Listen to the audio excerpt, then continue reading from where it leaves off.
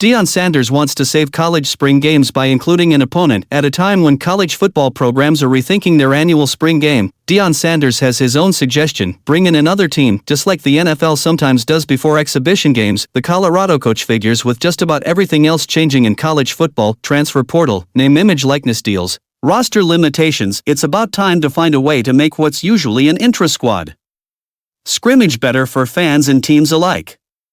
Such a change would require the NCAA to alter its rules on spring ball. To have it competitive, playing against your own guys kind of gets monotonous, Sanders said Monday in his first news conference since last season.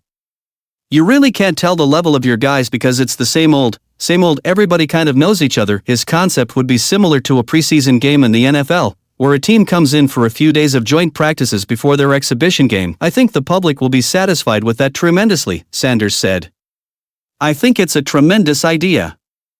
I've told those personnel who should understand that it's a tremendous idea. Nebraska recently announced it is replacing its spring football game with skills competitions and 7-on-7 games at Memorial Stadium on April 26.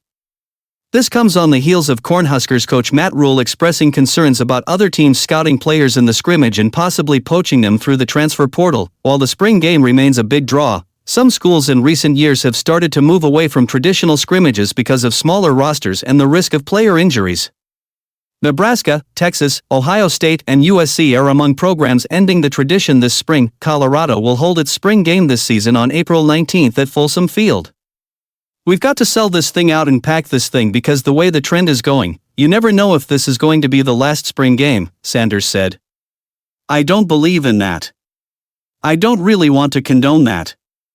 I would like to play the spring game. Actually, I like to play against another team in the spring, all in the family. Plenty of mock drafts have QB Deion Sanders slipping down in the first round next month after he chose not to throw at the NFL Scouting Combine, and his brother, DB Shiloh Sanders, not hearing his phone ring for any of the 257 picks. Deion Sanders wonders what his own draft experience, he was selected 5th overall by the Atlanta Falcons in 1989, would have been like in today's world. They receive a lot more ignorance than I did, Sanders said of his sons. I received some, but we didn't have the social media channels and all the different things that's privy today. I mean, you've got to understand. I was a two-sport guy at the time, so you could imagine what it would have been like with all the hate and the naysayers. Sanders said he knows his sons can handle any and all flack coming their way as the NFL draft approaches. You've got to take a shot at somebody, and you might as well take a shot at a Sanders, he said. We're built for this contract extension. Sanders downplayed talk about his contract extension, saying there may be discussions. I don't know. What he's lobbying for is raises for his staff. Let's get everybody else straight first, then I'm good, he said. Sanders signed a 5-year, $29.5 million deal before the 2023 season.